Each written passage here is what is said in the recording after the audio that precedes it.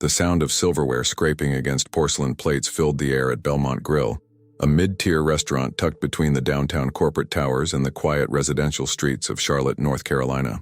It wasn't fancy enough to attract celebrities, but polished enough to draw business dinners and anniversary couples who wanted white tablecloths without breaking the bank. Grace Williams moved between the tables like a shadow. She'd been working there for 3 years, always the closing shift, always in the background. At 42 years old, she had perfected the art of being invisible. Her black uniform blended into the dimly lit corners of the dining room. Her steps were quiet. Her eyes stayed low. That's how you survived in places like this. The evening rush had ended an hour ago. Only a handful of tables remained occupied. Grace wiped down table 7 with methodical precision, her hands moving automatically while her mind drifted elsewhere. Rent was due in 5 days. Her daughter's school supplies were piling up. The car needed an oil change she couldn't afford. She didn't hear the hostess seat someone at table 12. By the time Grace glanced up, the man was already settled in. Young, maybe early 30s. Suit jacket draped over the back of his chair. White shirt, no tie. Dark hair brushed back casually. He looked expensive, the kind of expensive that didn't need to announce itself. Carter Donovan didn't look at her when she approached. He barely acknowledged her presence as she filled his water glass. "I'll have the ribeye, medium rare. No sides," he said, eyes fixed on his phone. "Of course," Grace replied softly. He didn't look up. Grace submitted the order and returned to her cleaning routine. Table 12 wasn't her station, but Jenna, the server assigned to that section, had already clocked out early, claiming a headache. Grace didn't mind. Extra work meant staying busy, and staying busy meant the shift went faster. 20 minutes later, she delivered Carter's steak. He cut into it without a word, chewed methodically, and continued scrolling through his phone. Grace refilled his water once. He didn't acknowledge her. This was normal. People like him rarely saw people like her. When Carter finished his meal, he signaled for the check with a casual wave of his hand. Grace processed the payment at the register, $87.50 for the steak and a single glass of scotch. He signed the receipt, left a crisp $100 bill on the table, and walked out without looking back. Grace approached table 12, ready to clear the dishes. The receipt sat folded next to the empty plate. She picked it up, unfolded it, and glanced at the tip line. $0. $0. Grace exhaled slowly. She'd been stiffed before. It happened more often than she cared to admit, especially on nights when she covered for other servers. People assumed she was just the cleaning staff. They didn't think she earned tips. She started stacking the dishes, her movements automatic. The porcelain clinked softly as she balanced the plates. She reached for the receipt, intending to toss it in the trash bin by the kitchen door, but something made her pause. Maybe it was the way the paper felt slightly thicker than usual. Maybe it was the faint shadow of ink showing through from the other side. Maybe it was just instinct. Grace turned the receipt over. Her breath caught. Written in black ink, hurried but deliberate, was a single name, Marcus Cole. If you're hooked on Grace's story and want to see what happens next, make sure to subscribe to the channel. We're just getting started, and your support helps us bring you more incredible stories like this one. Hit that subscribe button and join our community. You won't want to miss what's coming. Grace stared at the name, Marcus Cole. Her hands trembled slightly. She read it again, making sure she wasn't mistaken. The handwriting was masculine, written quickly, like someone afraid of being seen. Why would Carter Donovan, a man who ignored her completely, who left $0 in tip, write that name on the back of a receipt? Marcus Cole wasn't a stranger. He wasn't a celebrity. He wasn't a businessman or a lawyer or anyone who would matter to a millionaire in a tailored suit. Marcus Cole had been Grace's older brother. Had been, because Marcus Cole had been dead for 7 years. Grace's heart pounded. Her vision blurred at the edges. She gripped the edge of the table to steady herself, the receipt crinkling in her other hand. This didn't make sense. Carter Donovan didn't know her. He'd never spoken to her beyond placing his order. He couldn't possibly know about Marcus. Unless... Grace? She jolted, spinning around. Tommy, the assistant manager, stood a few feet away holding a tablet. He was young, mid-20s, perpetually stressed, always trying to prove himself to the owner. "You good?" he asked, frowning. "You look like you've seen a ghost." Grace quickly folded the receipt and shoved it into her apron pocket. "I'm fine, just tired." Tommy glanced at table 12. "That guy left already?" "Yeah, few minutes ago." "Okay, finish up here and start on the floor sweep. We're closing in 20. Grace nodded, not trusting her voice. Tommy walked away, already absorbed in his tablet. Grace stood alone at table 12, her pulse still racing. She wanted to pull the receipt out, to read the name again, to convince herself she hadn't imagined it, but her hands stayed frozen at her sides. Why Marcus? Why now? Why her? The restaurant's front door chimed. Grace glanced toward the entrance. Carter Donovan walked back inside. He moved with the same unhurried confidence, hands in his pockets, eyes scanning the dining room. When his gaze landed on Grace, he stopped. For the first time that night, he looked directly at her. "Excuse me," Carter said, his voice calm but purposeful. "I think I left something at my table." Grace's throat went dry.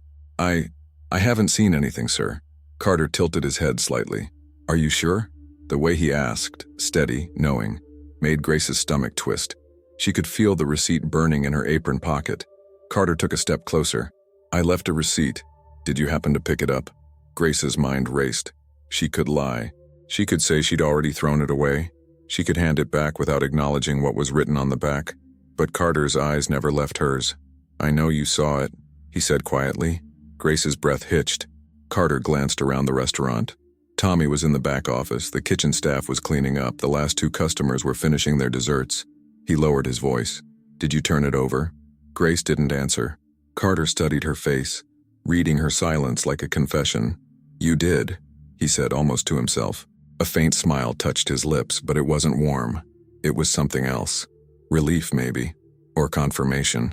"Why did you write that name?" Grace whispered, her voice barely audible. Carter didn't flinch. "Because I needed to know if you'd look." "Why?" "Because," Carter said, stepping even closer, "the person who notices the smallest details is the one who can see what everyone else misses." Grace's pulse hammered in her ears. "I don't understand." Carter reached into his jacket pocket and pulled out a business card. He held it out to her. Grace hesitated, then took it. "Carter Donovan, private investigator specializing in cold cases." Grace looked up sharply. Carter's expression was unreadable. "Your brother's case was never solved." The floor seemed to tilt beneath Grace's feet. "How do you—" "Meet me tomorrow," Carter interrupted. 2 o'clock. Address is on the back of the card. He turned to leave, then paused at the door. "And Grace?" He glanced over his shoulder. "Don't tell anyone about the receipt." "Not yet." Before she could respond, Carter Donovan walked out into the night. Grace stood frozen in the middle of the empty dining room, clutching the business card in one hand and the receipt with her dead brother's name in the other. Grace didn't sleep that night. She sat at the small kitchen table in her one-bedroom apartment, the receipt and business card laid out in front of her like evidence at a crime scene. The fluorescent light above buzzed faintly, casting harsh shadows across the worn surface. Marcus Cole. She hadn't spoken that name aloud in years, hadn't allowed herself to think about him for longer than a few seconds at a time. The grief was too heavy, the guilt too sharp. But now his name was here, written by a stranger's hand, dragging everything back to the surface. Grace picked up the receipt again, studying the handwriting. The letters were angular, rushed, like Carter had written it quickly while pretending to review the bill. Why go through the effort? Why not just approach her directly? Because he needed to know if you'd look. That's what he'd said. Carter Donovan had deliberately left 0 tip, knowing it would seem insulting, knowing she'd pick up the receipt, knowing she might just crumple it up and throw it away without a second thought. But Grace had turned it over, and that single action had changed everything. She glanced at the business card. The address on the back was in Myers Park, one of Charlotte's wealthier neighborhoods, not the kind of place Grace ever had reason to visit. Her phone buzzed on the table. A text from her daughter Zoe, who was staying at her grandmother's house for the week. "Mom, did you eat dinner? Grandma says you forget sometimes." Grace smiled faintly and typed back, "I'm fine, baby. Get some sleep. Love you." She set the phone down and stared at the receipt again. Marcus had been 31 when he died. 7 years ago, almost to the day. He'd been found in his apartment in the historic West End neighborhood. A single gunshot wound to the chest. The police had ruled it a robbery gone wrong. Marcus's wallet was missing. The door had been forced open, and the neighborhood had seen a spike in break-ins that summer. Case closed. Except it never felt closed. Not to Grace. Not to their mother, who died 2 years later, still waiting for answers that never came. Marcus had been careful. He worked as an accountant for a small firm downtown, kept to himself, didn't flash money or get involved in anything dangerous. He wasn't the type to get caught in a random robbery. But the police hadn't cared. Another black man dead in a low-income neighborhood. Another statistic. another file sealed away in a dusty archive. Grace had tried to push the detectives for more information. She'd called the precinct dozens of times, demanded to see the case files, asked why no one had been arrested. They told her they were doing everything they could. They told her to let them do their job. They told her to move on. So she did. Because what choice did she have? But now, 7 years later, a private investigator she'd never met had written Marcus's name on the back of a restaurant receipt and told her the case was never solved. Grace stood abruptly, pacing the small kitchen. Her mind raced with questions she couldn't answer. How did Carter know about Marcus? Why now? What did he want from her? The person who notices the smallest details is the one who can see what everyone else misses. Grace stopped pacing. She walked to the narrow hallway closet and pulled down a cardboard box from the top shelf. Dust scattered as she set it on the floor. Inside were the few items she'd kept from Marcus's apartment after his death. A framed photo of the two of them as kids, his favorite coffee mug, a notebook he used for sketching, and a folder. Grace opened it carefully. Inside were newspaper clippings, copies of the police report she'd managed to obtain, and her own handwritten notes from the weeks after Marcus died. She'd tried to investigate on her own back then, driven by grief and desperation. She'd talked to Marcus's neighbors. None of them had heard gunshots that night. The building's security camera had been broken for months. The detective assigned to the case had interviewed 3 people and closed the file within 2 weeks. Grace flipped through the pages, her hands trembling. There, a detail she'd almost forgotten. One of Marcus's co-workers had mentioned something strange. Marcus had seemed distracted in the weeks before his death. He'd been staying late at the office, printing documents he wouldn't explain, making phone calls in hushed tones. When Grace had asked the police to follow up, they'd dismissed it. People get stressed at work, the detective had said. Doesn't mean anything. But what if it did? Grace closed the folder and checked the time on her phone. 2:47 a.m. In 11 hours, she'd be meeting Carter Donovan. The next morning, Grace called in sick to work for the first time in over a year. Tommy sounded annoyed but didn't push back. She spent the morning trying to distract herself, cleaning the apartment, doing laundry, making breakfast she couldn't eat. But her thoughts kept circling back to Carter's business card, to Marcus's name, to the meeting that loomed ahead. At 1:30 p.m., Grace got dressed. She chose simple clothes, jeans, a plain sweater, her only pair of good shoes. She looked at herself in the mirror and barely recognized the woman staring back. Tired eyes, lines around her mouth that hadn't been there a few years ago, hands that never stopped moving. She grabbed her purse, the receipt, and the folder from Marcus's box. The bus ride to Myers Park took 40 minutes. Grace watched the city change outside the window, the cramped apartment buildings giving way to tree-lined streets, corner stores replaced by boutique cafes, chain-link fences turning into manicured hedges. This was a different Charlotte, one she only ever saw from the outside. Carter's office was in a renovated historic home on a quiet street. The sign outside was discreet, Donovan Investigations. Grace climbed the front steps, her heart pounding. She knocked. The door opened almost immediately. Carter Donovan stood in the doorway, dressed more casually than the night before. Dark jeans, a gray Henley, no jacket. He looked younger in daylight, but his eyes held the same unsettling intensity. "Grace," he said, stepping aside. "Come in." The interior was warm and professional. Hardwood floors, leather furniture, bookshelves lined with case files and legal texts. A large desk dominated the main room, covered with papers, photographs, and a laptop. Carter gestured to a chair. "Please sit." Grace sat, clutching her purse tightly. Carter settled into the chair across from her, leaning forward with his elbows on his knees. "I know you have questions." "A lot of them," Grace said, her voice steadier than she felt. Carter nodded. "I'll answer what I can. But first I need to know, did you bring anything related to your brother's case?" Grace hesitated, then pulled the folder from her purse and set it on the table between them. Carter picked it up carefully, flipping through the pages. His expression remained neutral, but his eyes moved quickly, absorbing every detail. "You did your own investigation," he said quietly. "The police didn't care," Grace replied. "Someone had to." Carter looked up at her, and for the first time, something like respect flickered across his face. "You were right not to trust their conclusions." Grace's breath caught. "What do you mean?" Carter set the folder down and stood, walking to his desk. He picked up a different folder, thicker, more organized, and returned to his seat. 3 months ago, Carter began, "I was hired by a woman named Patricia Harmon. Her husband, David Harmon, died 5 years ago in what was ruled a suicide. She never believed it. She hired me to reinvestigate. Grace's pulse quickened. What does that have to do with Marcus? Carter opened the folder and pulled out a photograph. He handed it to Grace. The image showed a man in his late 40s, wearing a suit, standing outside an office building. The sign behind him read, Harmon and Associates Financial Consulting. David Harmon was a forensic accountant, Carter explained. He specialized in uncovering financial fraud for corporate clients. About 6 months before his death, he started working on something off the books, something he wouldn't tell his wife about. He became paranoid, secretive. Then one night he was found dead in his car, carbon monoxide poisoning. The police ruled it suicide. Grace stared at the photo. I still don't understand. Your brother worked for a small accounting firm downtown. Carter continued. Mitchell and Reed, right? Grace nodded slowly. David Harmon contracted work through Mitchell and Reed occasionally, Carter said. And according to the records I found, Marcus Cole assisted on one of David's final projects. The room seemed to tilt. Grace set the photo down carefully. You're saying Marcus and this man, they worked together? Briefly, about 2 months before David died, and 3 weeks before your brother was killed. Grace's hands went cold. Carter leaned forward. Grace, I don't think your brother was killed in a random robbery.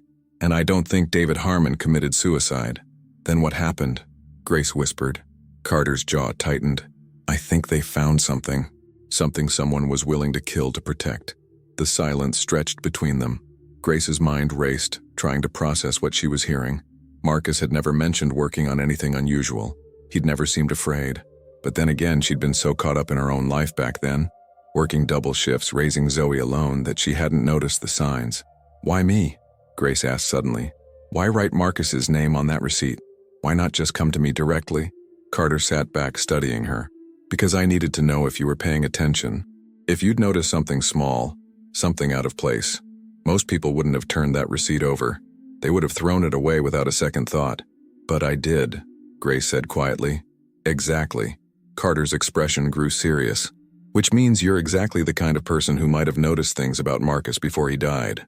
Details no one else saw, patterns the police missed. Grace thought back to those final weeks.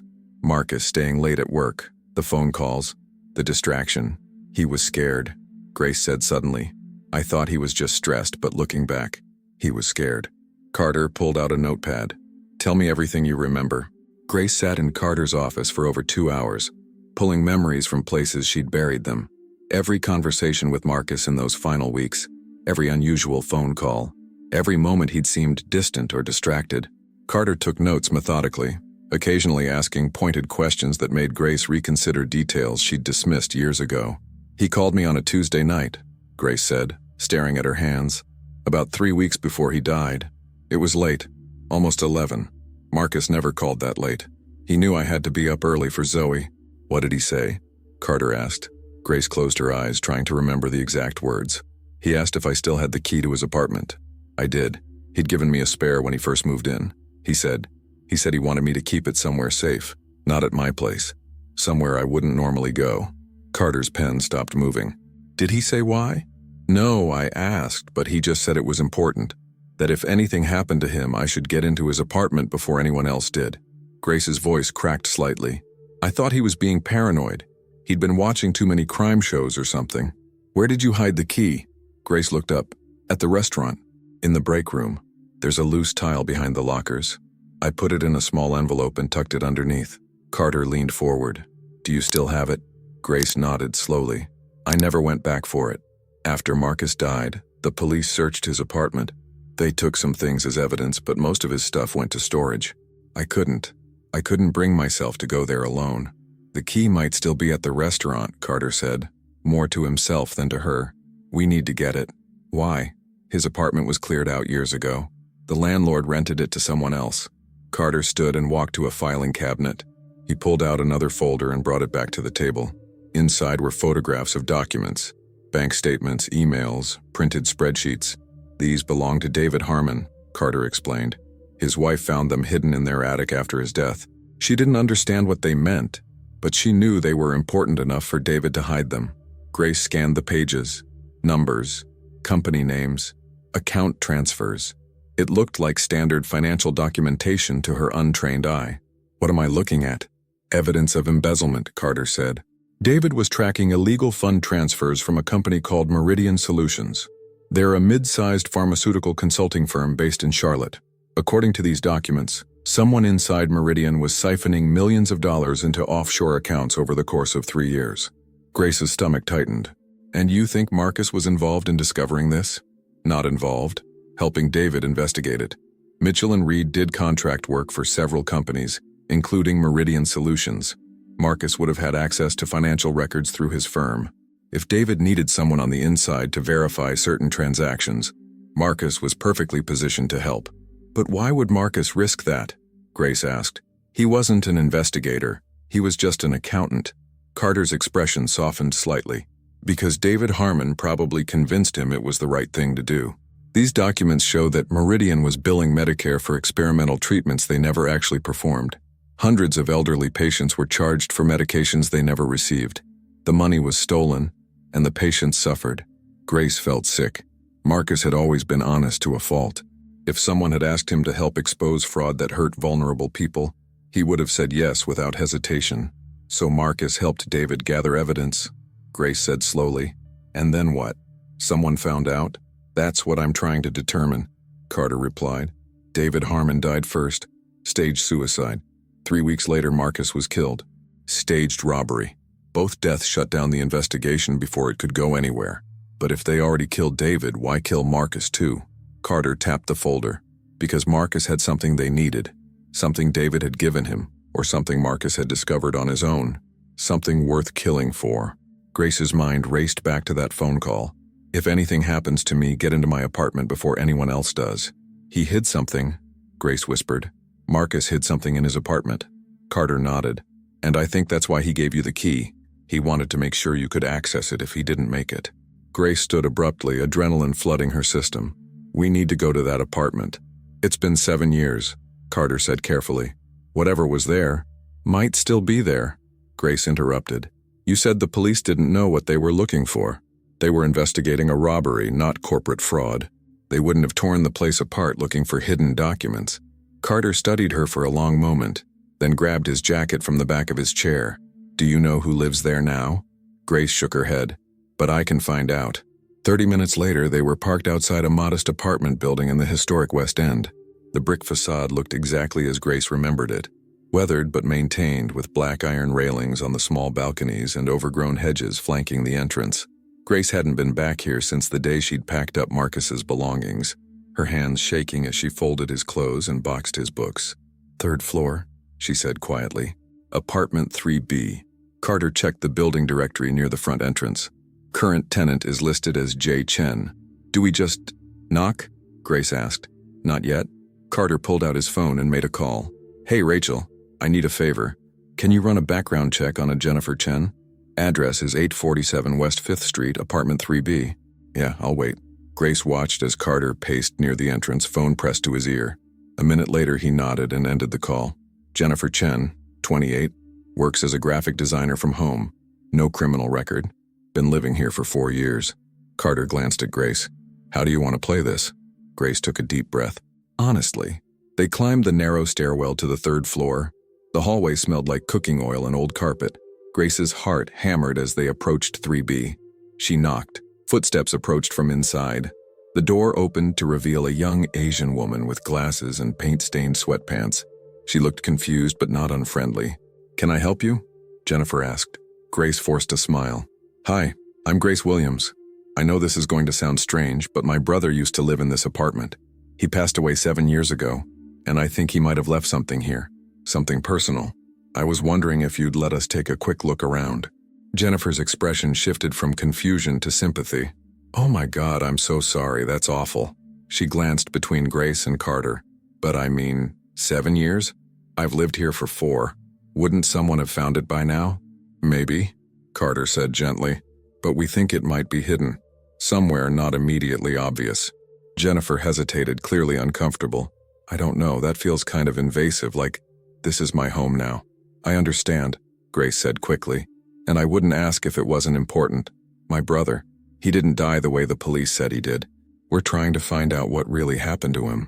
Something in Grace's voice must have resonated because Jennifer's resistance softened. She studied Grace for another moment, then sighed. Okay, but I'm staying here while you look, and if you move any of my stuff, you put it back exactly where you found it. Deal, Grace said. Jennifer stepped aside and let them in. The apartment looked nothing like Grace remembered. Jennifer had painted the walls a soft gray, hung modern art prints, and filled the space with plants and vintage furniture. But the layout was the same. Small living room, galley kitchen, 1 bedroom, 1 bathroom. Where should we start? Carter asked quietly. Grace scanned the room, trying to remember where Marcus would have hidden something important. He'd been methodical, organized. He wouldn't have put it somewhere obvious, but he'd have made sure she could find it. Her eyes landed on the bedroom closet. There, she said. Jennifer followed them into the bedroom, arms crossed.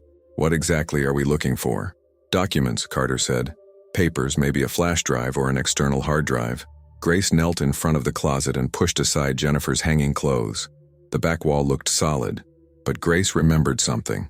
She pressed her palm against the lower left corner. The panel shifted slightly. What the? Jennifer started. Grace hooked her fingers into the small gap and pulled. The panel came away, revealing a shallow cavity in the wall. Inside was a sealed manila envelope, yellowed with age and covered in dust. Grace's hands trembled as she reached for it. On the front, in Marcus's handwriting, were 2 words. For Grace. Carter crouched beside her. Open it. Grace broke the seal and pulled out the contents. Inside were 3 items: a flash drive, a handwritten letter, and a photograph. The photograph showed Marcus and David Harmon standing together outside an office building, both looking serious.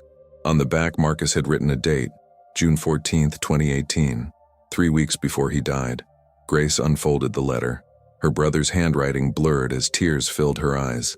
Grace, if you're reading this, it means I didn't make it. I'm sorry. I'm so sorry for putting you in this position. David Harmon came to me 6 months ago asking for help. He discovered something terrible. Fraud, theft, people getting hurt. He needed proof, and I was in a position to get it. I thought I was doing the right thing, but I was wrong about who we could trust. The flash drive contains copies of everything we found: bank records, emails, forged invoices. Enough evidence to put people in prison for a very long time. But it also contains something else. Proof of who's behind it all. Someone powerful, someone connected. I can't go to the police. I tried. They're involved. Grace, if something happens to me, you need to give this to someone you trust. Someone outside the system. Someone who can't be bought. And please, take care of yourself. Take care of Zoe. Don't let this destroy you the way I'm afraid it's going to destroy me. I love you. Marcus. Grace's hands shook so badly she nearly dropped the letter. Carter gently took the flash drive from her. We need to see what's on this. Jennifer stood in the doorway, her face pale. What the hell did your brother get into? Grace looked up at her, tears streaming down her face. The truth. Carter's home office was smaller than his professional one, tucked into a converted sunroom at the back of his house in Dilworth. Floor-to-ceiling windows overlooked a modest backyard, but the blinds were drawn tight. The only light came from the dual monitors on his desk and a single lamp in the corner. Grace sat on the edge of a leather chair, watching as Carter inserted the flash drive into his laptop. Her hands still trembled. She'd read Marcus's letter 3 times on the drive over, memorizing every word, every curve of his handwriting. I tried. They're involved. The police. Marcus had tried to go to the police, and somehow that had gotten him killed. This might take a while, Carter said, his fingers moving across the keyboard. The files are encrypted. Your brother was smart. He didn't want just anyone accessing this information. Can you break it? Grace asked. Eventually, but it'll be faster if we can figure out the password. Carter glanced at her. Think about what Marcus would have used. Something meaningful to him but not obvious to anyone else. Grace closed her eyes, thinking. Marcus had been obsessed with patterns, puzzles, order. His passwords were always deliberate, never random. Try Zoe's birthday, she said. 071220013. Carter typed it in. The screen flashed red. Incorrect password. His own birthday? Carter suggested. April 3rd, 1987. 04031987. Another red flash. Grace stood and paced, her mind racing. What would Marcus have chosen? Something only she would know. Something connected to their childhood, their shared memories. Then it hit her. Try invisible, Grace said quietly. Carter looked up. What? Just try it. Capital Y, the rest lowercase. Carter typed, Invisible. The screen went black for a moment, then bloomed with folders and files. They were in. Carter stared at Grace. How did you know? Grace's throat tightened. When we were kids, Marcus used to say we were invisible. Our mom worked 3 jobs, our dad was gone. We'd go to school and nobody really saw us, we were just there. Marcus hated it. He said someday he'd do something that mattered, something that would make people see. Carter's expression softened. He did. Grace looked at the screen. Dozens of folders filled the display, each labeled with cryptic abbreviations and dates. Carter opened the first folder. Inside were scanned documents, bank statements from accounts Grace didn't recognize, showing deposits ranging from $50,000 to $300,000. Each transaction was dated and coded with reference numbers. These are the offshore accounts, Carter said, scrolling through. Look at the transaction dates, they go back 4 years. Grace leaned closer. Who owns these accounts? Carter opened another file, a spreadsheet Marcus had created, cross-referencing account numbers with shell companies and ultimately real names. 3 names appeared repeatedly.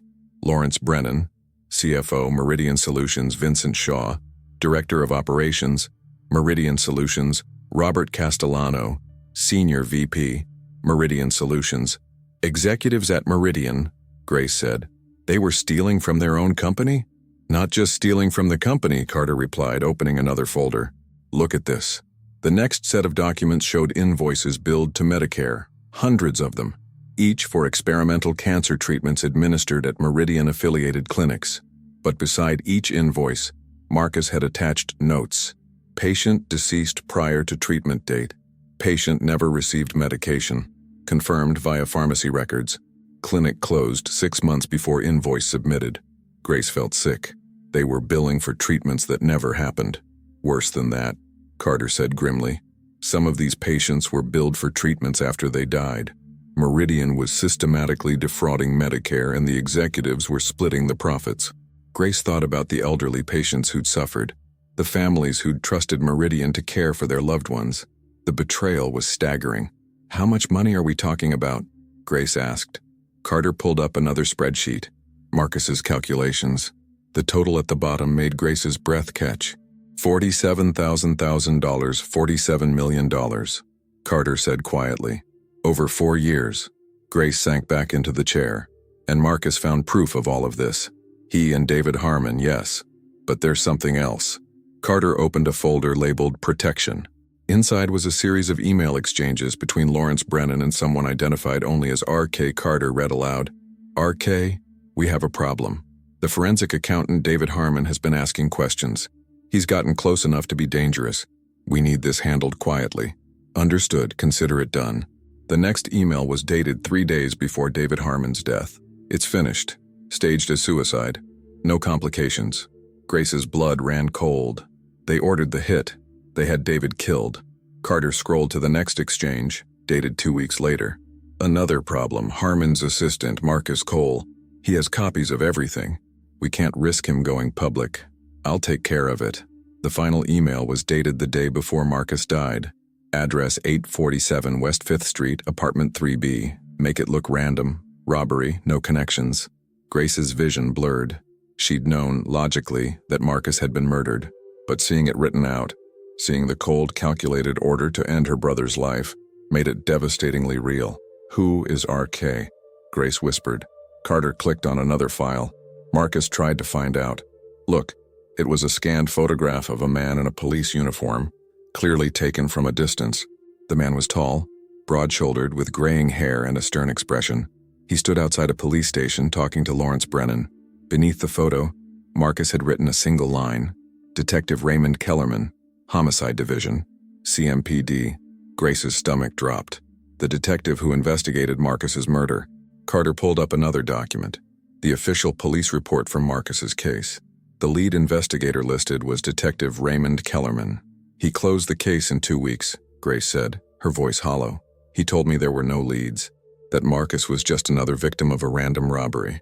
Because Kellerman was the one who ordered the hit, Carter said. And then he made sure the investigation went nowhere. Grace stood abruptly, her hands clenched into fists. He looked me in the eye. I begged him to find my brother's killer, and he looked me in the eye and lied. Carter's jaw tightened. Brennan and the others were paying him. Look at this. He opened a bank statement showing deposits into an account under the name Raymond Kellerman. 3 payments of $100,000 each. One dated a week before David Harmon's death, one dated a week before Marcus's death, and one dated a month after Marcus was killed. $300,000. The price of 2 lives. Grace felt rage building in her chest, hot and consuming. For 7 years she'd mourned Marcus. For 7 years she'd believed the lie that his death was senseless, random, unavoidable. But it wasn't random. It was premeditated murder, carried out by men who valued money over human life. "We have everything we need," Carter said. "Bank records, emails, proof of the murders. We can take this to the FBI, the state attorney general." "No," Grace interrupted. Carter looked up, surprised. "What? If Kellerman is involved, how do we know there aren't others?" Grace's voice was steady now, cold with determination. "How do we know the DA's office isn't compromised? How do we know the FBI won't bury this to protect someone?" "Grace, we can't. They killed my brother because he tried to do the right thing," Grace said. "They killed David Harmon. They've stolen millions of dollars and hurt God knows how many people. I'm not handing this over to a system that might let them walk away." Carter stood facing her. "Then what do you want to do?" Grace met his eyes. "I want to expose them publicly, in a way they can't cover up or spin or make disappear." "How?" Grace pulled out her phone.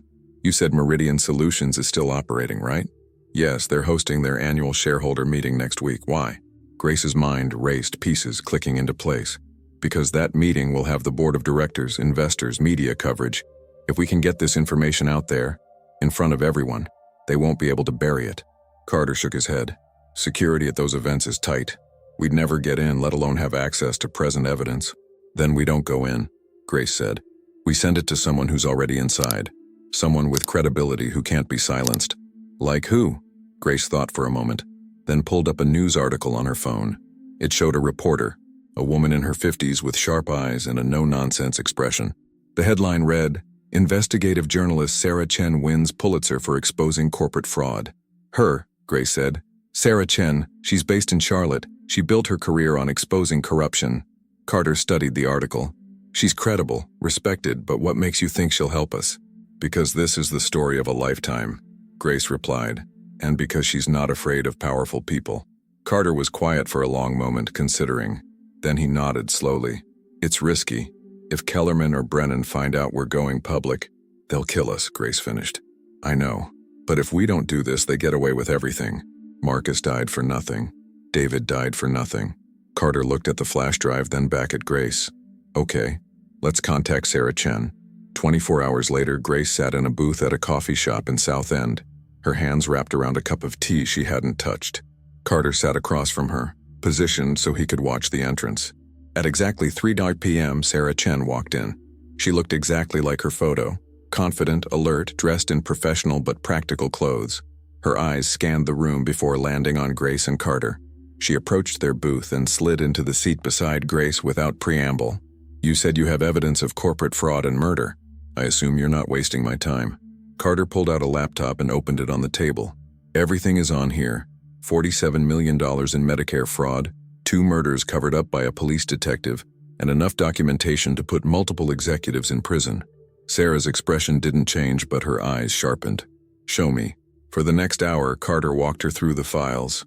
Sarah took notes, asked pointed questions, and occasionally requested clarification. She was thorough, skeptical, and exactly what they needed. When Carter finished, Sarah sat back and studied them both. "This is explosive. If even half of this is accurate, Meridian Solutions will be destroyed, and several people will go to prison. It's all accurate," Grace said quietly. "My brother died gathering this evidence." Sarah's gaze softened slightly. "I'm sorry for your loss." She tapped her pen against her notepad. "But you understand what you're asking me to do? If I run this story, there will be retaliation. Legal threats, smear campaigns. They'll come after me, they'll come after you." "They already killed 2 people, Grace said. "What else can they do?" Sarah smiled grimly. "You'd be surprised." She closed her notebook. "But you're right. This story needs to be told. I'll start working on it immediately. The shareholder meeting is in 6 days. That gives me time to verify sources, build the narrative, and coordinate with my editor." "Will it be enough time?" Carter asked. "It'll have to be." Sarah stood, slipping her notebook into her bag. I need you both to lay low. Don't contact anyone connected to Meridian or the police department. Don't discuss this with anyone. And for God's sake, watch your backs. Grace nodded. We will. Sarah started to leave, then paused. One more thing. Do either of you have somewhere safe to stay? If Kellerman suspects you're onto him. I have a place, Carter said. A cabin in the mountains, no one knows about it. Use it, Sarah said firmly. She handed Carter a card. This is my secure number. Call me if anything changes. After Sarah left, Grace and Carter sat in silence for a moment. She's going to do it, Grace said, almost disbelieving. She's really going to expose them. Carter closed the laptop. We should leave tonight. Pack what you need and meet me at my office at 8. Grace nodded, but anxiety twisted in her stomach. They were so close. 6 days until the shareholder meeting. 6 days until justice for Marcus.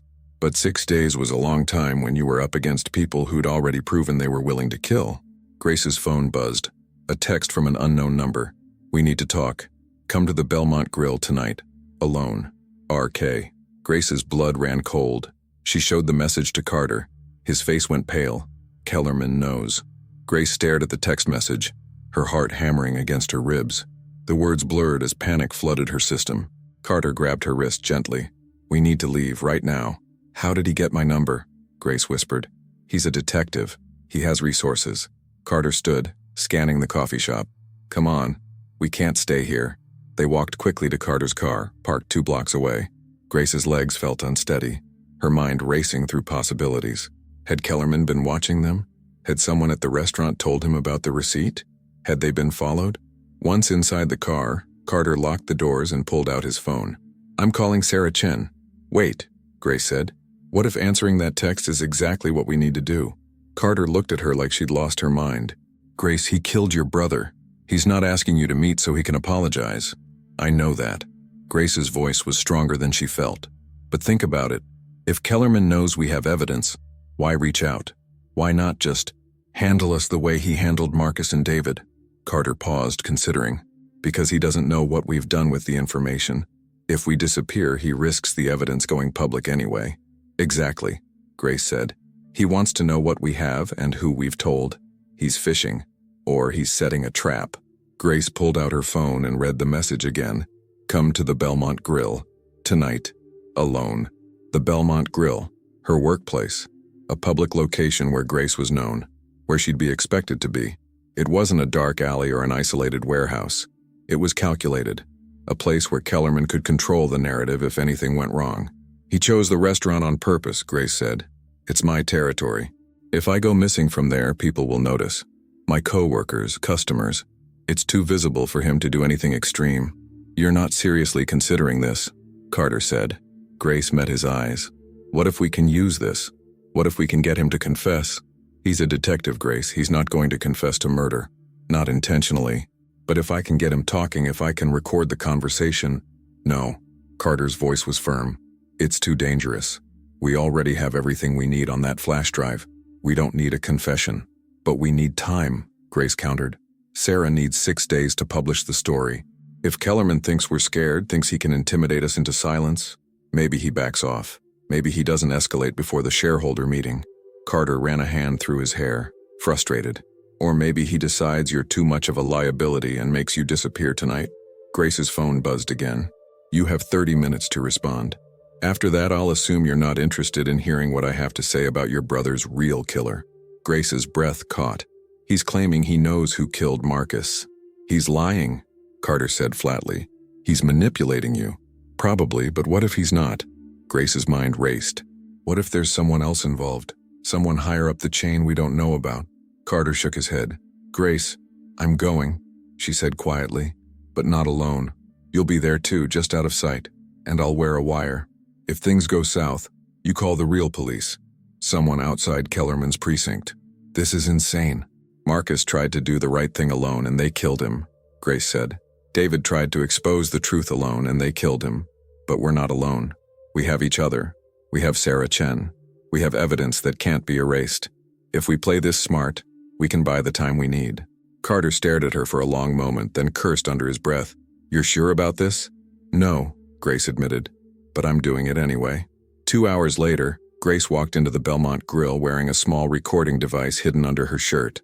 Carter had given her a crash course in staying calm, asking open-ended questions, and getting out fast if Kellerman showed any sign of aggression. The restaurant was moderately busy, a Tuesday dinner crowd of regulars and neighborhood families. Grace spotted Tommy behind the bar chatting with a customer. He waved when he saw her. "Grace, didn't expect to see you tonight. Thought you were sick?" "Feeling better," Grace lied. "Just picking up my paycheck." She scanned the dining room and found him immediately. Detective Raymond Kellerman sat alone in a corner booth, wearing civilian clothes, dark jeans, a leather jacket. He looked like any other customer, but Grace recognized him from Marcus's photo. Graying hair, strong jaw, eyes that missed nothing. He gestured to the seat across from him. Grace walked over on unsteady legs and slid into the booth. "Grace Williams," Kellerman said, his voice low and measured. "Thank you for coming." "You didn't give me much choice," Grace replied, trying to keep her voice steady. Kellerman smiled faintly. "There's always a choice. You chose to be here. That tells me you're smart. Or desperate. Perhaps both." Kellerman leaned back, studying her. "You've been busy lately, making inquiries, asking questions about your brother's case." Grace's pulse quickened. "I have the right to know what happened to him." "You already know what happened. He was killed during a robbery. Tragic, but not uncommon in that neighborhood." "That's a lie." Kellerman's expression didn't change. "Is it? Or is it just easier for you to believe there was some grand conspiracy, rather than accept that bad things happen to good people?" Grace forced herself to meet his eyes. "I know about Meridian Solutions. I know about the Medicare fraud. I know Marcus was helping David Harmon investigate it." A flicker of something, surprise, concern, crossed Kellerman's face, but he recovered quickly. "Those are serious accusations. Do you have proof? Would I be here if I didn't?" Kellerman was quiet for a moment, then signaled to a passing server. "2 coffees, please." After the server left, he turned back to Grace. "Here's what I think happened. I think you've been spending time with Carter Donovan, a private investigator with a reputation for conspiracy theories and vendetta-driven cases. I think he's filled your head with ideas about cover-ups and corruption, and I think you're about to make a very serious mistake." "The only mistake was made 7 years ago," Grace said, "when you helped murder my brother." Kellerman's jaw tightened, the first real crack in his composure. "Careful, Ms. Williams. Accusing a police officer of murder is a crime. So is committing murder." The server returned with 2 coffee cups. Grace didn't touch hers. Kellerman took a slow sip, then set the cup down carefully. "Let me tell you a story. 7 years ago, a forensic accountant named David Harmon started making noise about some financial irregularities at a pharmaceutical company. He was convinced there was fraud. He became obsessed, started investigating on his own time, dragged other people into his crusade. People like Marcus," Grace said. "Yes, Marcus was a good man, honest, hard-working, but he made the mistake of trusting David Harmon, and that trust got him killed." Grace's hands clenched under the table. "By who?" Kellerman leaned forward slightly. "That's what I'm trying to tell you if you'd listen. David Harmon wasn't some hero exposing corruption. He was blackmailing Meridian Solutions. He'd found evidence of accounting errors. Nothing criminal, just sloppy bookkeeping. And he tried to extort the company for money. When they refused, he threatened to go public with false accusations." "That's not true," Grace said. "Isn't it? How well did you really know David Harmon?" Kellerman's voice was calm, rational. "Did you ever meet him? Talk to him? Or are you taking Carter Donovan's word that Harmon was a good guy?" Grace hesitated. She'd never met David Harmon. Everything she knew about him came from Carter's investigation. Kellerman saw the doubt flicker across her face and pressed harder. David Harmon was desperate for money. His consulting business was failing. He saw an opportunity and took it. When Meridian refused to pay, he got angry, sloppy, and someone connected to organized crime, not the company, decided he was too much of a liability. "And Marcus?" Grace asked, her voice barely above a whisper. Wrong place, wrong time. Marcus had been helping Harmon with his so-called investigation. After Harmon died, someone wanted to make sure there were no loose ends. "I investigated your brother's murder thoroughly, Ms. Williams. We looked into every lead. But the truth is, Marcus got caught up in something that had nothing to do with corporate fraud and everything to do with a blackmail scheme that went wrong." Grace wanted to believe he was lying, but Kellerman spoke with such conviction, such careful detail, that doubt began creeping in. "You're saying my brother died because David Harmon was a criminal?" Grace asked. I'm saying your brother died because he trusted the wrong person, and if you continue down this path with Carter Donovan, you're going to make the same mistake. Grace's mind raced. Could it be true? Could David Harmon have been using Marcus? Could the evidence on the flash drive be fabricated? No. She'd seen Marcus's handwriting, his notes, his careful documentation. Marcus had believed he was doing the right thing. If what you're saying is true, Grace said slowly, then why are you here? Why warn me? Kellerman's expression softened slightly. Because I don't want to see another person get hurt. You seem like a good woman, Grace. You work hard. You take care of your daughter. You don't deserve to get dragged into Donovan's conspiracy theories. Then why did you text me from an anonymous number? Grace challenged.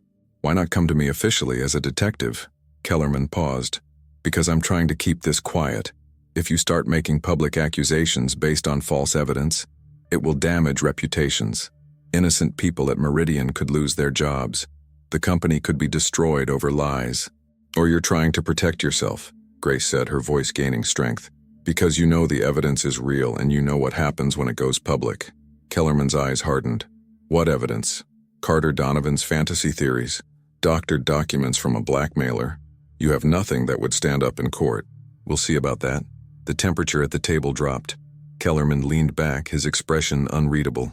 Ms. Williams, I came here tonight to offer you a way out. Walk away from this. Let Carter Donovan chase his ghosts. Go back to your life. Take care of your daughter.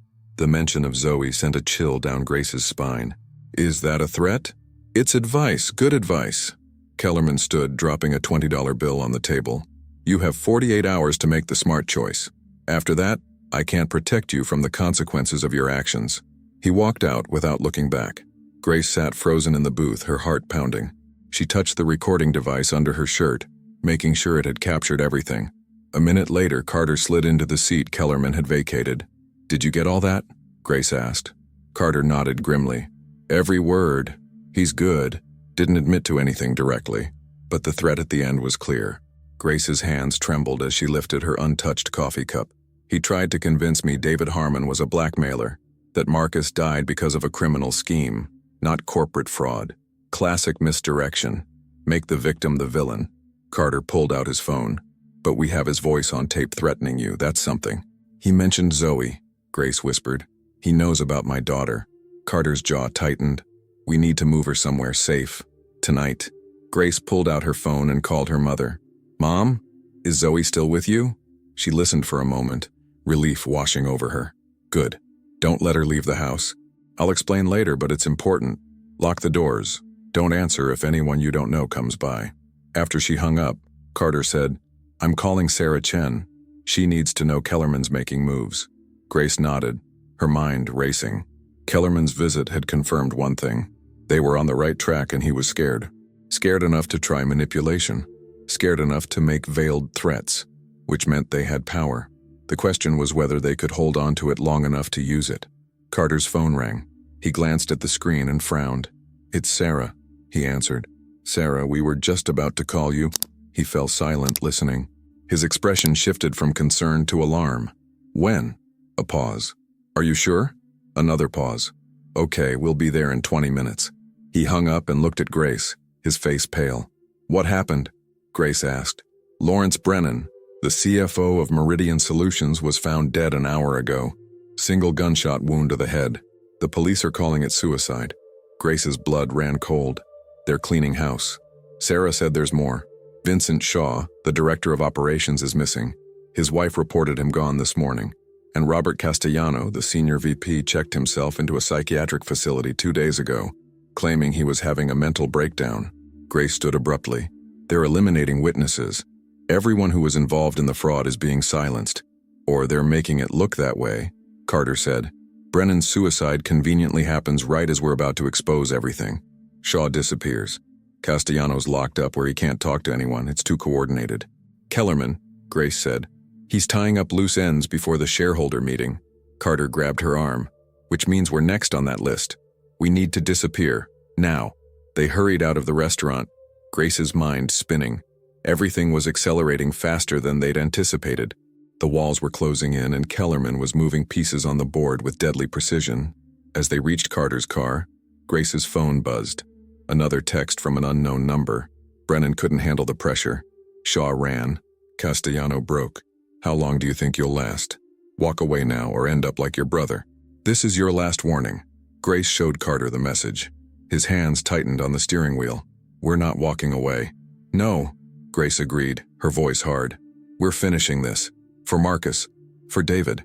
For everyone they hurt. But as Carter pulled out of the parking lot, Grace couldn't shake the feeling that they were running out of time. The shareholder meeting was in 5 days.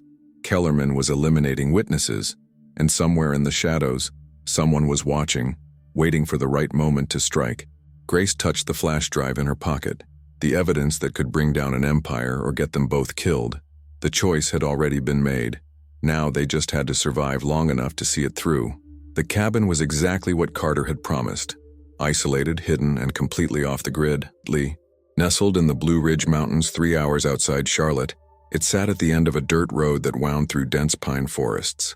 No cell service, no neighbors, just silence and the sound of wind through the trees. Grace stood on the small porch, watching the sunrise paint the sky in shades of amber and rose. She hadn't slept. Neither had Carter. They'd spent the entire night going through the files again, cross-referencing Marcus's evidence with news reports about Brennan's death, trying to find patterns, connections, anything that would help them understand Kellerman's next move. Behind her, the cabin door opened. Carter stepped out with 2 mugs of coffee. Any updates from Sarah? Grace asked. Carter handed her a mug. She called on the landline an hour ago. The story's ready. She's just waiting for our signal. And if Kellerman finds us before the shareholder meeting, he won't. Carter's voice was more confident than his expression. No one knows about this place. I inherited it from my grandfather. It's not in my name, no paper trail. Grace took a sip of coffee, the bitter warmth doing little to ease the cold knot in her stomach. What about Zoe? My mom? I had a friend move them to a safe house in Colombia. They're under protection, ex-FBI people I trust. Kellerman has no way of finding them. Grace nodded, but the anxiety didn't fade. Every hour they spent hiding felt like giving Kellerman more time to eliminate evidence, to spin narratives, to bury the truth under layers of lies and misdirection. We can't just wait, Grace said suddenly. We need to do something. Like what? We've given everything to Sarah. She's the one with the platform, too. I need to talk to someone who knew Marcus at work, someone who might remember what he was working on those final weeks. Grace turned to face Carter. You said Mitchell & Reed, his accounting firm, is still operating. Carter frowned. Yes, but Grace, walking into that office is dangerous. If Kellerman's watching, he's not watching an accounting firm, he's watching us, or trying to. Grace's mind raced. We've been focused on the executives, on Kellerman, on the big players. But what if there's someone at Marcus's old firm who remembers something? A detail we missed? Carter considered this. It's been 7 years. Most of Marcus's colleagues have probably moved on. But the firm's records haven't.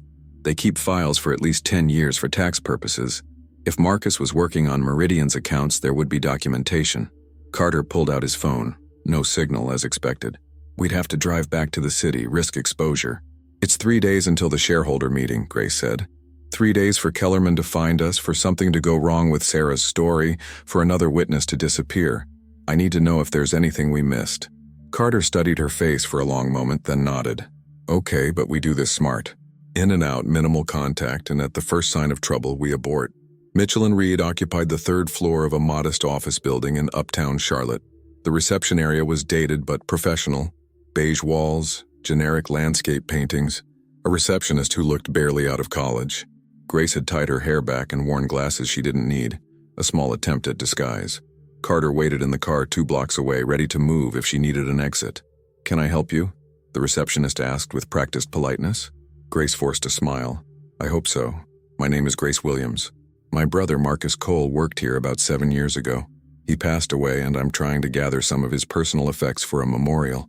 I was wondering if anyone who worked with him might still be here. The receptionist's expression softened. Oh, I'm so sorry for your loss. Let me check. She tapped on her keyboard. Marcus Cole.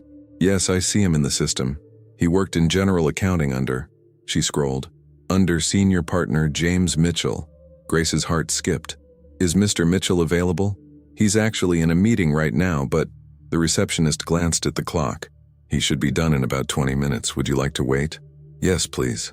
Grace sat in the waiting area, her nerves stretched tight. Every person who walked past felt like a potential threat. Every glance felt suspicious. She checked her watch obsessively, counting down the minutes. Finally, a door opened down the hall and a man in his 60s emerged. Tall, gray-haired, with the tired eyes of someone who'd seen too many tax seasons. He shook hands with a client and escorted them to the elevator, then turned back toward his office. The receptionist intercepted him. "Mr. Mitchell, this is Grace Williams. Her brother Marcus Cole used to work here. She was hoping to speak with you briefly." Recognition flickered across Mitchell's face. "Marcus Cole. Yes, of course. Please come to my office." Grace followed him into a cluttered space filled with filing cabinets and stacks of financial documents. Mitchell gestured to a chair and closed the door. "I remember Marcus," Mitchell said, settling behind his desk. "Good employee. Detail-oriented. His death was a terrible tragedy. How can I help you, Ms. Williams?" "I'm trying to piece together what Marcus was working on in the weeks before he died," Grace said carefully. "He seemed stressed, distracted. I'm wondering if there was a particular project that might have been weighing on him." Mitchell's expression grew cautious. "Ms. Williams, I'm not sure I can discuss client work, even from 7 years ago. Confidentiality." "I'm not asking for client secrets," Grace interrupted gently. "I just need to understand what my brother was doing, why he might have been targeted." Mitchell's eyebrows rose. Targeted? The police said it was a robbery. The police were wrong. The silence stretched between them. Mitchell stood and walked to a filing cabinet, unlocking it with a small key. He pulled out a folder and returned to his desk, opening it carefully. "I probably shouldn't show you this," Mitchell said quietly. "But Marcus was a good man, and his death never sat right with me." He turned the folder toward Grace. Inside were work logs, records of the projects Marcus had been assigned in his final months. Most were routine, quarterly reviews, tax preparation, audit assistance. But one entry stood out. Special project Meridian Solutions, contracted through D. Harmon Consulting. The dates matched perfectly, starting 3 months before Marcus's death, ending 2 weeks before he was killed. Marcus was assigned to assist David Harmon, Mitchell explained. Harmon was doing some kind of forensic review for Meridian Solutions. He needed someone from our firm with clearance to access Meridian's financial records directly. "Did you know what they were looking for?" Grace asked.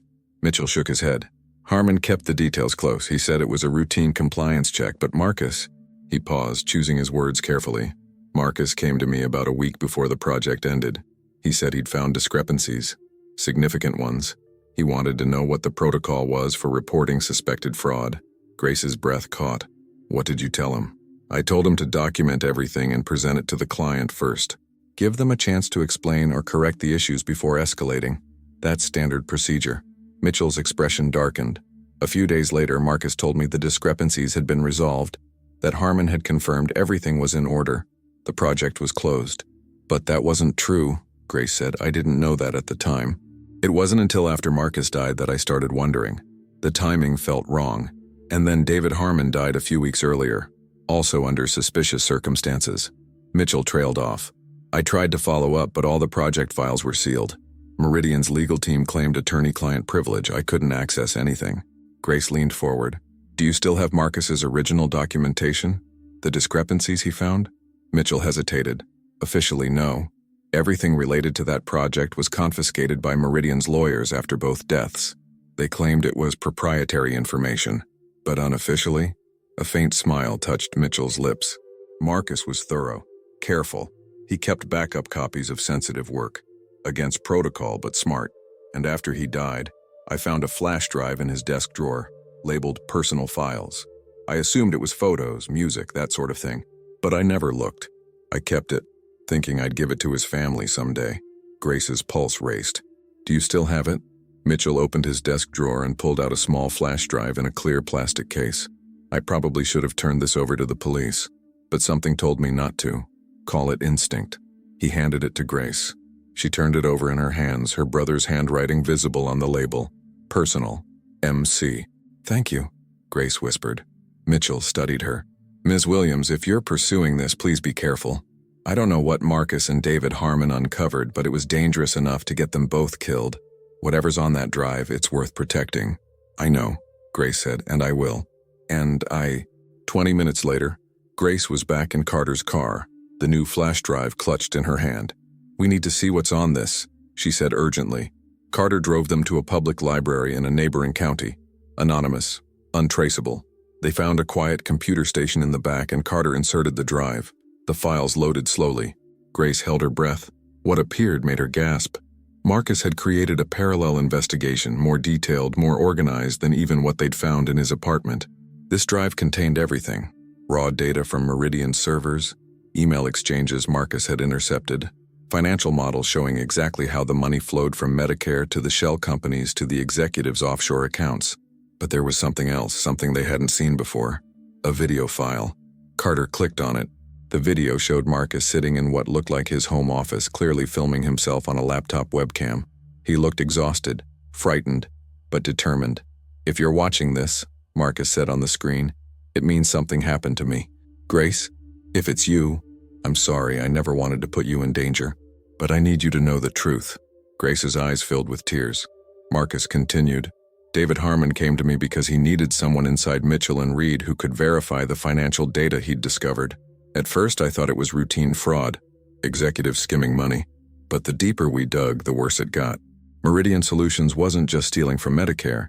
They were billing for experimental treatments that were literally killing people. Patients who thought they were receiving cutting-edge cancer therapy were actually being given placebos or substandard medications. The real drugs were being sold on the black market for profit." Grace's hand flew to her mouth. "David and I documented everything. We had enough evidence to bring down the entire company. But when David tried to go to the authorities, he was warned off. Someone high up in the Charlotte-Mecklenburg Police Department told him to drop it, threatened him. That's when David knew the corruption went deeper than just Meridian." Marcus took a shaky breath on the video. "David contacted the FBI. We were supposed to meet with a federal agent this Friday, but David died on Wednesday, and now I know I'm next. Whoever killed David knows I have copies of everything. They've been following me. My apartment was broken into last week. Nothing was taken, but things were moved, searched. They're looking for the evidence." Marcus leaned closer to the camera. "Grace, I've hidden copies in 3 locations. One in my apartment, you know where. One at Mitchell and Reed with James Mitchell. And one I'm mailing to an attorney tomorrow with instructions to send it to the media if anything happens to me." Grace and Carter exchanged glances. The attorney must never have received it, or never followed through. "The person leading the cover-up is Detective Raymond Kellerman," Marcus continued. "He's been on Meridian's payroll for years. He facilitates the murders, makes the cases disappear. David had proof, recordings of Kellerman discussing payment for David's hit. I've included them on this drive." Carter clicked on another folder. Inside were audio files. He played one. Kellerman's voice came through clearly. "Harmon needs to be handled. Make it look like suicide. No connections to the company. Clean." Another voice, gruff, unfamiliar. "Cost? 100,000. 50 now, 50 when it's done." And the other one? The accountant? "Only if necessary. I'm watching him. If he stays quiet, he lives. If he makes noise." Kellerman's voice turned cold. "Then he goes too." Grace felt sick. Marcus's video continued. "I don't know how much time I have. I'm meeting with the FBI agent Saturday morning, Special Agent Victoria Reeves, out of the federal building. If I don't make it to that meeting, Grace, you need to find her. Give her everything. She's the only one I trust." The video ended. Grace and Carter sat in stunned silence. "Special Agent Victoria Reeves," Carter said finally. "If she's still in Charlotte, still with the FBI, she's our insurance," Grace finished. "Even if something happens before the shareholder meeting, even if Sarah's story gets killed, we can go to Reeves." Carter was already searching on the computer. A moment later, he found her. "Special Agent Victoria Reeves, FBI Charlotte Field Office, White Collar Crime Division." "She's still here," Carter said. "Still active." Grace stood decisively. "We need to contact her, today." Getting an appointment with an FBI agent on short notice should have been impossible, but when Carter called and mentioned Marcus Cole, David Harmon, and evidence of Medicare fraud and police corruption, they were told to come to the federal building immediately. Special Agent Victoria Reeves met them in a secure conference room. She was in her mid-50s, professional and sharp-eyed, with the no-nonsense demeanor of someone who'd seen every kind of criminal scheme imaginable. "Marcus Cole," she said as soon as they sat down. "I remember that name. He was supposed to meet with me 7 years ago. David Harmon had set up the meeting. When Harmon died, I tried to reach Marcus, but he was killed before we could connect." Her expression was grim. "I always suspected there was more to those deaths. Grace slid both flash drives across the table. This is everything. Financial records, audio recordings of Detective Kellerman ordering the hits, video testimony from my brother, proof of Medicare fraud, murder, and police corruption. Reeves picked up the drives carefully, as if handling explosives. This is an extraordinary accusation. Detective Kellerman is a decorated officer who's been murdering people for money, Carter said flatly. It's all documented. Reeves stood and walked to a computer terminal. I'll need to verify this evidence. If what you're saying is true, this will require a multi-agency task force. DOJ, Internal Affairs, possibly state-level involvement. How long will that take? Grace asked. Weeks, maybe months to build a case that will hold up in court. We don't have weeks, Grace said urgently. The shareholder meeting for Meridian Solutions is in 3 days. A journalist is publishing the story. When that happens, Kellerman will know we've gone public. He'll run, destroy evidence, or eliminate you, Reeves finished. I understand the urgency. Let me make some calls. Reeves left the room. Grace and Carter waited in tense silence. 30 minutes later, Reeves returned with 2 other agents. We've reviewed a preliminary sample of the evidence, Reeves said. It's compelling, extremely compelling, but I need to be clear about something. If we move on this prematurely, defense attorneys will shred the case. We need time to verify sources, authenticate recordings, build an airtight prosecution. What about protective custody? Carter asked. Grace and her family are targets. We can arrange that immediately. Reeves turned to Grace. Ms. Williams, I'm going to ask you to trust the federal government to handle this properly. I know that's difficult given what happened to your brother, but we can protect you while we build the case. Grace shook her head. I need to see this through. The shareholder meeting is not your responsibility, Reeves said firmly. You've done your part. You've brought us the evidence. Let us take it from here. Grace looked at Carter, then back at Reeves. Every instinct screamed at her to keep fighting, to see the moment when Kellerman was arrested, when Meridian's executives faced justice. But she was tired, so tired, and Zoe needed her mother alive. Okay, Grace said quietly, but I need to know, will you arrest Kellerman before the shareholder meeting? Reeves exchanged glances with the other agents. If we can corroborate the audio evidence and secure additional witness testimony, yes. We'll move within 48 hours. And the journalist publishing the story, Sarah Chen? We'll coordinate with her. The public disclosure might actually help us. It'll prevent Meridian from burying evidence or intimidating witnesses. Reeves extended her hand. Ms. Williams, you're incredibly brave. Your brother would be proud. Grace shook her hand, tears blurring her vision. He was just trying to do the right thing. So were you. The next 48 hours passed in a blur of safe houses, debriefings, and waiting. Grace was reunited with Zoe and her mother, all 3 of them under FBI protection, in an unmarked location outside the city. Carter stayed close, coordinating with Reeves and Sarah Chen to ensure the story broke at exactly the right moment.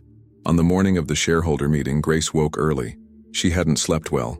Dreams of Marcus, of Kellerman, of everything that could still go wrong. Carter knocked on her door at 7 a.m. It's happening. They gathered around a laptop in the safe house living room. Sarah Chen's article had just gone live on the website of the Charlotte Observer. Medicare fraud, murder, and corruption.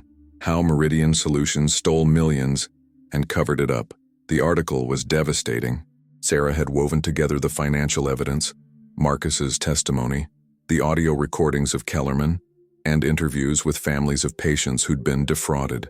She'd connected every dot, exposed every lie. Within an hour, the story had been picked up nationally. News vans surrounded Meridian Solutions headquarters. Federal agents executed search warrants. Trading of Meridian stock was halted.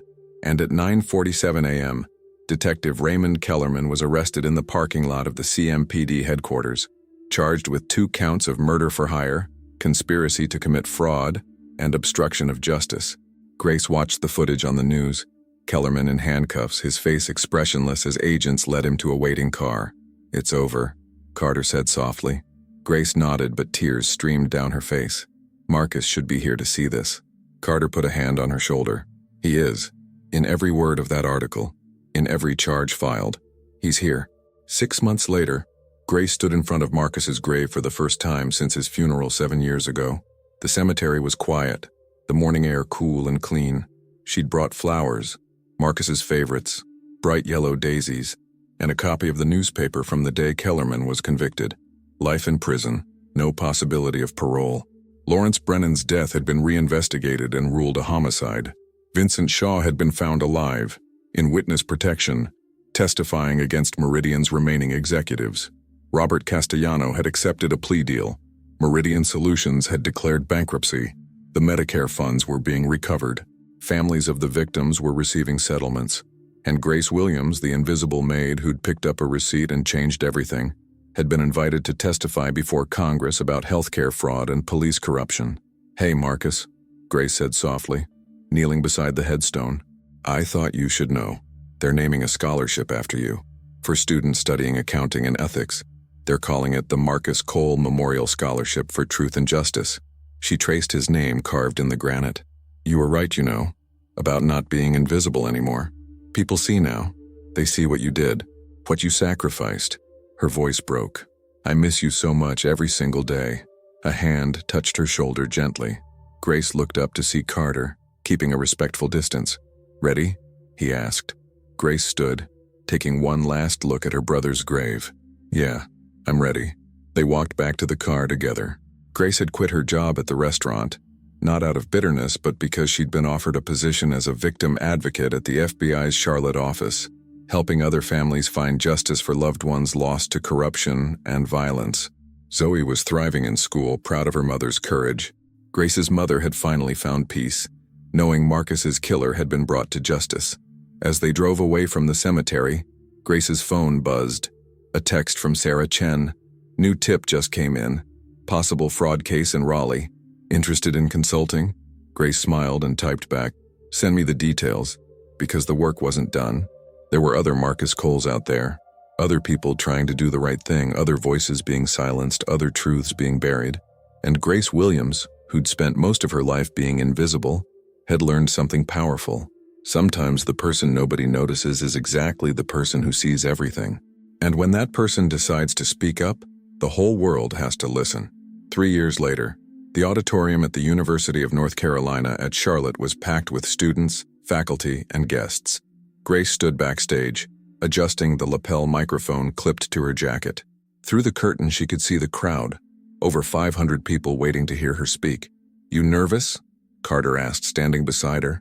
He'd become more than just the private investigator who'd helped her find the truth. He'd become family. "Terrified," Grace admitted with a small laugh. "You've testified before Congress. You've been on national television. This should be easy. Those were about facts and evidence. This is about Marcus, about who he was." Grace took a deep breath. That feels more important somehow. The dean of the business school approached. "Ms. Williams, we're ready for you." Grace walked onto the stage to warm applause.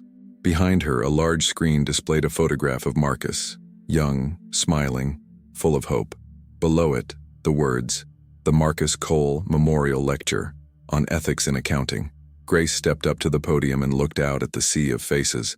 So many young people, just starting their careers, full of ambition and idealism. "My brother Marcus believed that numbers told stories." Grace began, her voice steady. "Not just stories about profit and loss, but stories about right and wrong, about justice and injustice, about the impact our choices have on real people's lives." She told them about Marcus's journey, how a quiet accountant had risked everything to expose the truth, how his courage had saved countless lives by shutting down a fraudulent operation that preyed on the vulnerable, how his death had not been in vain. "Marcus taught me that being invisible isn't the same as being powerless," Grace continued. "For years I believed I didn't matter, that people like me, working quietly in the background, couldn't change anything. But my brother showed me that sometimes the people nobody notices are the ones who see what everyone else misses." In the front row, Zoe sat proudly, now 15 years old and already talking about studying criminal justice. Beside her, Grace's mother dabbed at her eyes with a tissue. "The Marcus Cole Scholarship has helped 37 students so far," Grace said. 37 young people committed to using their skills to make the world more just, more honest, more fair. That's Marcus's real legacy. Not the case that brought down corrupt executives and a crooked detective, but the ripple effect of one person choosing to do what's right, even when it's dangerous, even when it costs everything. Grace paused, her gaze sweeping across the audience. "I want to challenge each of you today. In your careers, you will face moments where you have to choose between what's easy and what's right, between staying silent and speaking up, between being complicit and being courageous." Her voice grew stronger. When those moments come, and they will come, I hope you'll remember, Marcus. Remember that your voice matters, that your actions have power, that even when you feel invisible, you can change the world. The applause started slowly, then built into a standing ovation. Grace looked up at Marcus's photograph on the screen behind her. We did it, she thought. They see you now. They all see you. And for the first time since that terrible night 7 years ago, Grace felt something she hadn't allowed herself to feel. Peace. Her brother's story hadn't ended in violence and silence. It had become a light that would guide others for generations to come. And that, Grace realized, was the most perfect justice of all.